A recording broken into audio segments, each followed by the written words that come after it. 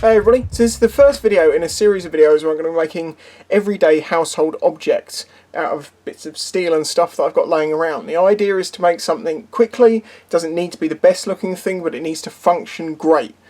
Now, I asked people on a previous video, what would you like to see me make? And someone suggested, I would really love to see some sort of motorcycle jacket coat hook thing, because all the standard ones I've bought have snapped or have bent. They just don't seem to be able to put up with, you know, the weight of, say, a big heavy wet leather jacket. But for this series I want to do the simpler stuff, the straight to the point, does the job thing. So I've been to a local metal merchant and I've raided their offcuts bin, and I've bought loads of bits and pieces, plate stuff like this, and I've also got some rod and things. The plate I'm going to use is this one, and it's going to be nice and simple. I think what I'm going to do is put a hole in each corner so it can be bolted or screwed to a wall. I'm going to drill them at 6mm to give people the option of using anchors like this. Now this is a little bit overkill for, you know, for a couple of jackets, but if you really want to attach it well, you can. Otherwise, you can just use some large wood screws that, you know, they're non-countersink, flat-bottomed. So if you're putting it into a joist or something, you can screw through, and it will cover those holes. This has actually been patterned. This is something I'm currently working on. But as you can see, that is silver. I think it's called, doesn't it? You can see that looks like silver. And then the other side, you can see, looks sort of grey-coloured, but you can see some shiny spots through. This is because this is bare steel. When I get this steel, it is not bare steel, I discovered.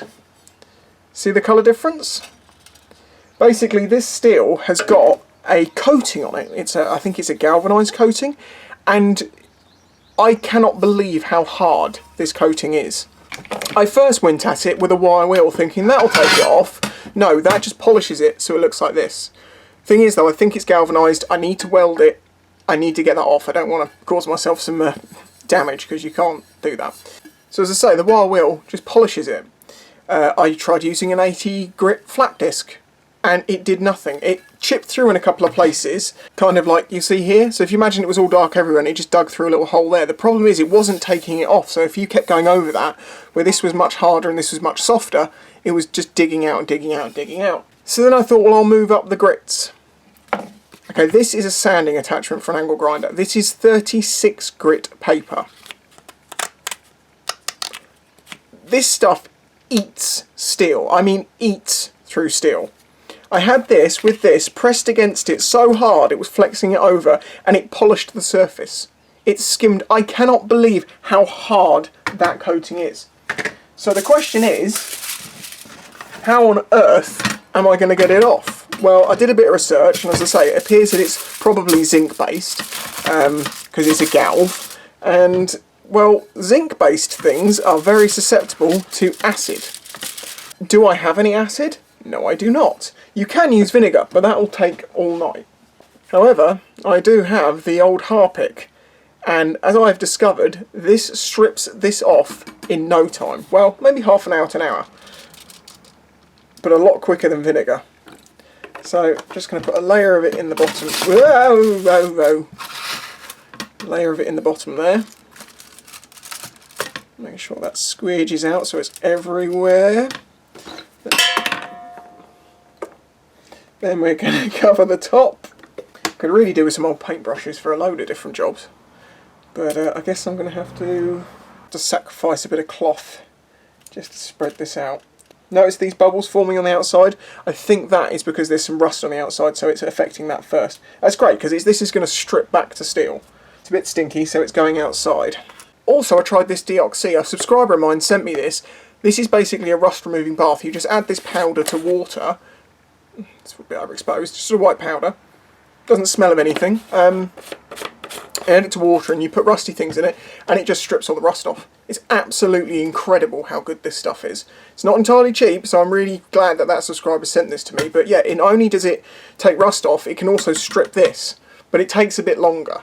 So I've actually got a bath of it for bigger things that I'm currently, for the big thing I'm currently making. But for this, that shouldn't take too long. And I've got bits I can do in between. As previously mentioned in other videos, I work from a shared garage, okay? So all this stuff in here is not mine. But the fantastic thing is he's actually building his own shed, so soon a lot of this is going to be gone and I'm going to have a ton more space. Good things come to those who wait. Let's get this a little bit closer in. Where this is sheared off in the factory, it gives it a bit of a flared out end. I don't want that, I just want to go back a little bit until I've got some straight stop.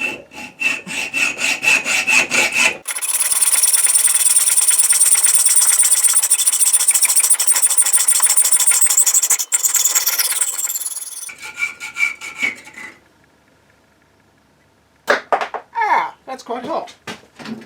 Okay, this is Donald. He is a rod bender, as you can see. Now, the thing about rod benders is I may only want these to be about sort of that long up, then about that long to the thing with a corner, so you need to give a little bit extra for the bend. So you only need about that much, okay? But if you cut that much out, you won't actually be able to bend it. You actually have to have extra, because I've cut this piece. This is about the length I need, so I can actually bend this over. You see? Because obviously when this comes round, it's going to pull this around. If it's too short, it's not going to work. The nice thing about building stuff like this is it doesn't really matter if everything's exact, although you try to, but there's easy ways of doing things. If it doesn't need to be an end dimension, it just needs to be a thing. I've cut the first one, offer it up, find a mark for the second one and cut it to the same length. It doesn't matter about it being measured to the same length, it just needs to match.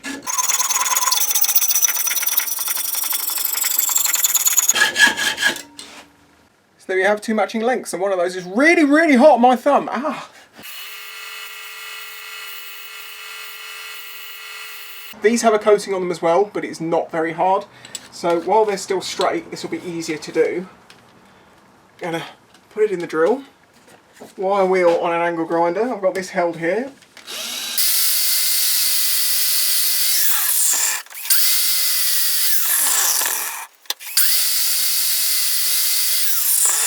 Nice and clean. So obviously the way this works, you put that in there, put that on there, pull down and it'll bend it. I'm not sure if I can do two at once.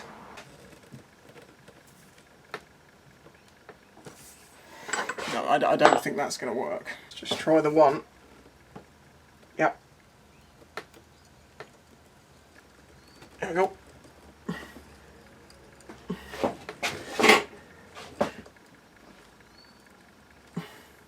So now what I'm going to do is place the second one on top of the first one, let it overhang each way a little bit, and when it settles it will be in the right place because it will pull in a bit from this end. So let's do that there.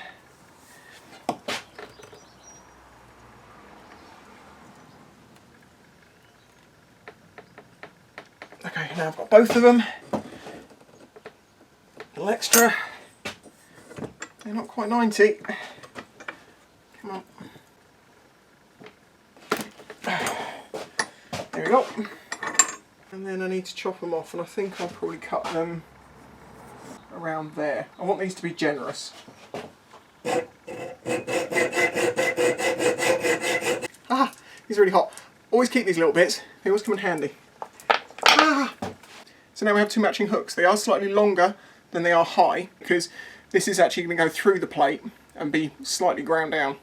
So I just want to clean up the tops of these. I could have, while they were still round in the drill, rounded them off using the angle grinder, and frankly I forgot to. I can't recreate that now, but I can smooth this out to make it look nice.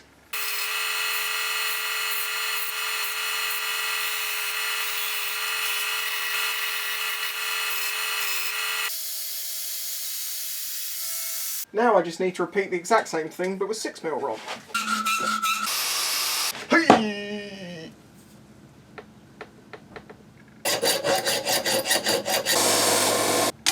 Two big ones, two small ones. It doesn't really look like it, but there is quite a lot of work that just goes into just making that. Thankfully now we just have to mark out, drill and weld. But it depends how that plate's doing. Should we go and have a look?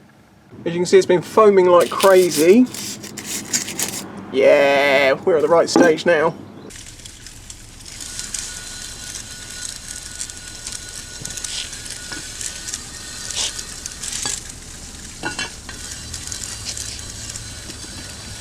Okay, so as you saw, it didn't fully come off. It came off nicely, but there's a corner, so I've just had to reapply it.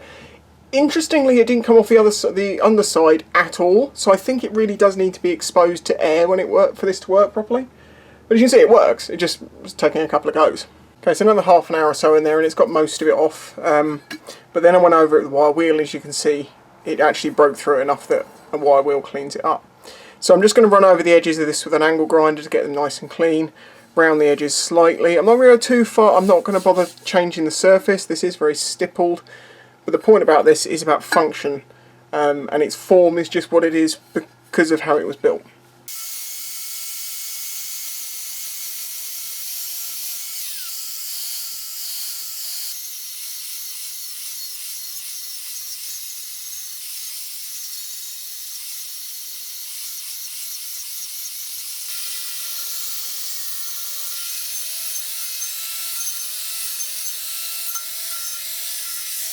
We've kind of evened out the tone on the front. It's kind of mottled looking, and that'll look great as it starts to age.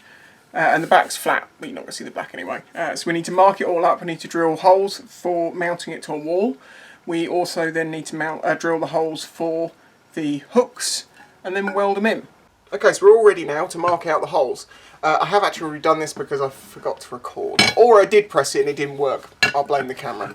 But pretty simple, as you can see. I've just marked out some lines at equally spaced points. So I've got points here for the mounting screws, which should you want to use something really beefy like this, that'll fit within. I will supply these, 4 of these, just so you've got them.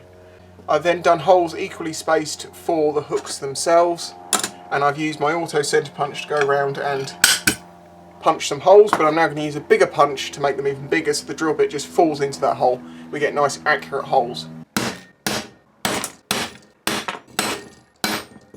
So now we go to the drill. Just add a little oil, and then we've got to drill all these out to 6mm and then drill 2 of them out to 10mm. But I'm going 6 first because that's a reasonable size to just go straight through with, and then when I want to go to 10, 6 gives me a nice starting point.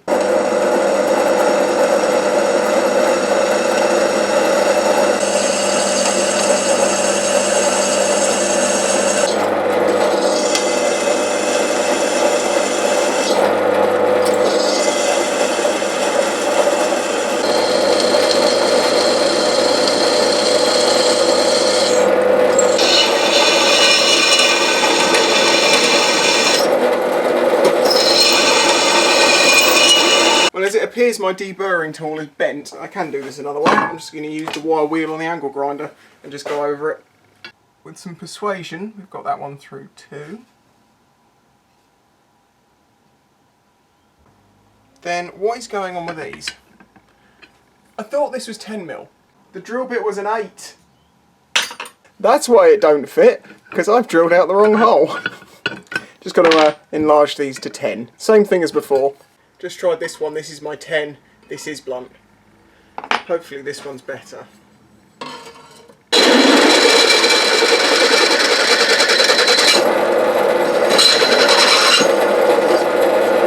Step drills basically have several different sizes to them, and then the further you go down, the larger the hole you get is. So I'm putting this to a 10 and then using the 12mm shoulder just to chamfer that edge.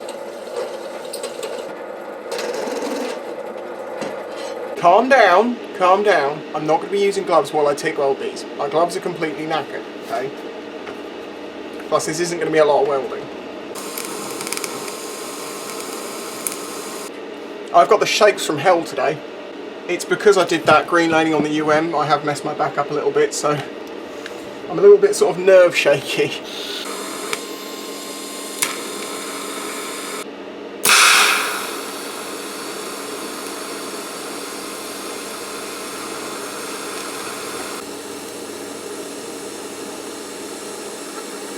Honestly, I did pretty poorly at that. I understand a lot more about what I'm supposed to do, but I didn't do great at that. One of the problems is where my machine is not variable, I don't have a foot pedal. It's really difficult to get enough heat to start with in places, but I mean it's strong, that's the important thing. Okay, well it's done. And no, I'm not very happy with it. The idea is great, the design I think is great. The bit that let me down was I've never had to try and TIG weld around something like that, and I was starting to get the knack of it, but it's so difficult, particularly with my machine where I can't vary the the amount of amps, so I'm having to kind of guess it, and I definitely went too low to start with, and then I had to try and make them match. So it's strong as hell, and it will do its job for years and years and years and years. The idea being you can just hang a jacket on this and it's not going to break it. But that actually doesn't matter for what the whole point of this series is just to make things that work. This will work. It's not the prettiest thing on earth, but it works. Now ordinarily I wouldn't sell this because I'm not entirely happy with it because, well, those welds aren't as good as they should be. Well, not physically, but looking, not as good looking. But I know someone's going to be like, I still want that. I would so use that. I'd buy it from you because I know what you lot are like.